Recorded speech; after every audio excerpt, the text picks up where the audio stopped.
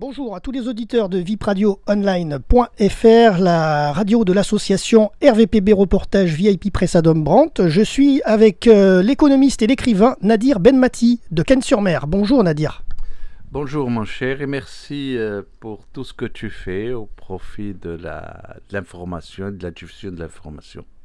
Alors, la semaine dernière, de ce mois de juin, Nadir, vous étiez en conférence en Algérie, à Constantine, tout ça, pour parler notamment de votre présidence du Cercle Méditerranée et effectivement également pour parler de votre ouvrage, La Bibliothèque d'Alexandrie. Oui, c'est exact. Donc, je viens de passer 18 jours entre Constantine et Alger, où j'ai eu l'occasion de présenter 3 conférences sur des thèmes divers sur la Méditerranée, particulièrement sur la bibliothèque d'Alexandrie. Et j'ai eu l'occasion évidemment de présenter mon dernier livre, puisque après le livre principal sur la bibliothèque d'Alexandrie, je viens de sortir encore un livre qui est plus destiné aux jeunes, puisque on a un peu enlevé les parties philosophiques et on a remplacé par des dessins à l'encre de Chine qu'un ami m'a fait pour, disons, étayer un peu l'ouvrage et le rendre un peu plus ludique. Et le voyage que j'ai fait en Algérie était très intéressant, puisque j'ai eu beaucoup de monde à mes conférences, comme l'attestent les différents articles de journaux qui m'ont été consacrés. Alors justement, en Algérie, la semaine dernière, puis pendant 18 jours, vous étiez au contact de la population, vous avez fait des conférences dans des bibliothèques, etc. Comment ça se passe là-bas, entre guillemets, politiquement, puisque quand même, tout ce qu'on sait sur la présidence actuelle qui va bouger prochainement, qu'est-ce qui se passe là-bas exactement ? Nous sommes à un moment extrêmement important pour le pays, puisque, comme je pense tout le monde le sait maintenant, le président ne peut plus se présenter pour un 5e mandat. Le processus qui avait été envisagé n'a pas pu aboutir, puisque les élections n'ont pas pu se tenir le 4 juillet du fait de l'absence de candidats. Et là, il y a 2 hypothèses possibles, soit suivre la voie constitutionnelle et mettre en place un processus électoral, soit il y aurait une négociation entre ce qu'on appellerait la société civile et le pouvoir encore en place. Mais qu'est-ce que c'est que la société civile, qui la représente?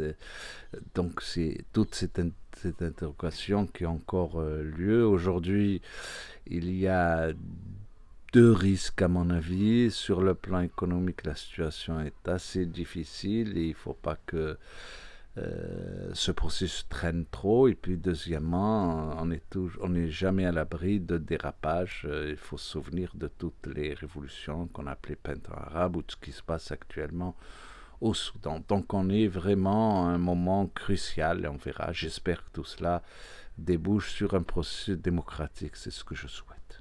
Alors, au moment où on se parle, les auditeurs sont en train de visionner quelques images de vos articles que vous avez donnés justement en Algérie. Alors, quels sont ces journaux qui vous ont fait des articles sur vos conférences ? Il y a plusieurs journaux qui m'ont fait qui ont fait des articles concernant mes activités. Il y a aussi la radio nationale chaîne 1. Il y a un journal de Constantine qui s'appelle El Assil. Il y a un journal qui s'appelle Reporter, un journal qui a quelques années seulement. Et puis il y a 2 journaux assez connus en Algérie qui s'appellent Liberté ou bien Horizon. Et j'ai eu l'honneur d'avoir des articles vraiment faits par des gens qui ont suivi réellement mes conférences et qui ont été un peu au fond des choses. Ok. Alors on traverse la Méditerranée et on va en France, puisque là il y a le programme 2019 qui est déjà bien entamé, puisqu'on est déjà au mois de juin, mais il y a tout ce qui va arriver de juin jusqu'à décembre. Donc là le programme, vous allez nous le détailler. Oui, le programme pour la deuxième partie de l'année 2019 concerne la France, mais concerne aussi l'Italie et l'Espagne. La semaine prochaine, je serai à Valencia, en Espagne, pour présider l'inauguration d'un colloque sur Constantine à travers les âges, donc l'exposition itinérante que nous avons déjà lancée et dont on a parlé. En Italie, nous irons début octobre à Naples pour aussi l'exposition Constantine à travers les âges. Et cette exposition a donné naissance à des idées concernant d'autres villes qui sont intéressées aussi pour avoir des expositions itinérantes.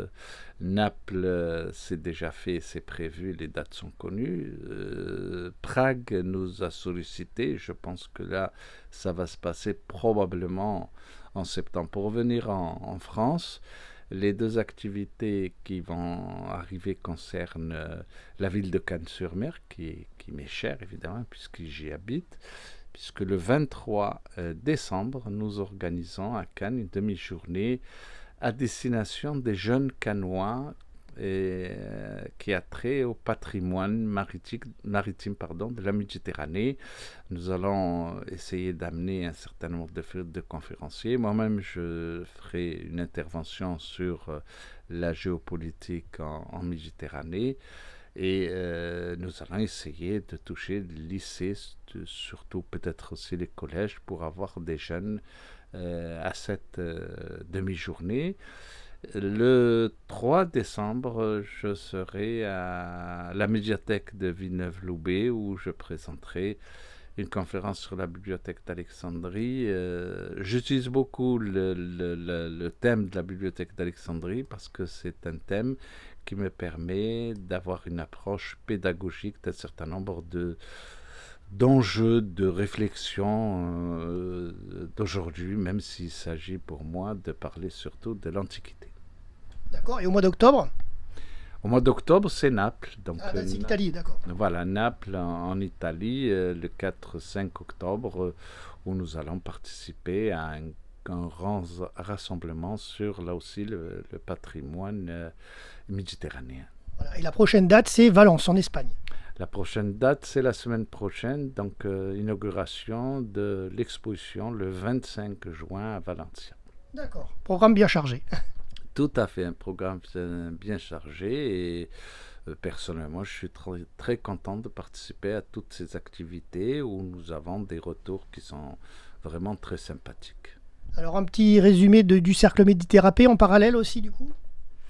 Le cercle Méditerranée maintenant participe à des associations plus larges comme la fondation de l'Assemblée des citoyens et citoyennes de la Méditerranée avec laquelle nous organisons beaucoup de choses en Méditerranée, particulièrement pour les jeunes. Et puis nous faisons partie du réseau français Annalint, de la fondation Annalint et qui nous permet de nous retrouver entre associations méditerranéennes pour échanger et pour justement organiser des manifestations. Alors il y a un site internet. Oui, bien sûr, il y a un site internet.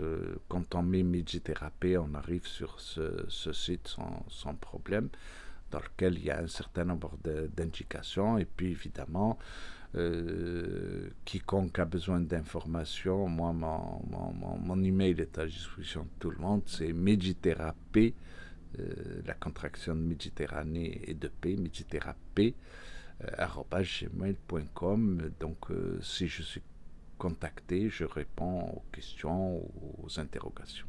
D'accord. Merci à vous, Nadir. Un dernier mot pour la fin ? Moi, le dernier mot va vers toi, parce que ça fait maintenant quelques temps qu'on se connaît, pour te féliciter pour tout le travail que tu fais, puisque tu m'as même suivi à Paris il y a quelques mois de cela. Et je pense que toutes les activités qu'on a, si elles ne sont pas connues du public, eh bien, elles auront un impact nettement moins important. Donc, merci pour ton travail et pour tes efforts. Voilà, tout à fait. La dernière fois, c'était sur Paris. Il y avait une exposition et notre équipe RVPB était présente sur l'événement. Et vous aurez prochainement les documents, les photos qui seront diffusés sur notre antenne. Oui, effectivement. Tout à fait, je l'espère et c'est important pour nous d'avoir ces retours.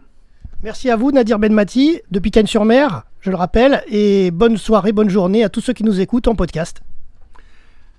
Bonne journée à tout le monde et à bientôt pour ceux qui veulent me contacter avec plaisir. Jérôme, RVPB, vipradioonline.fr.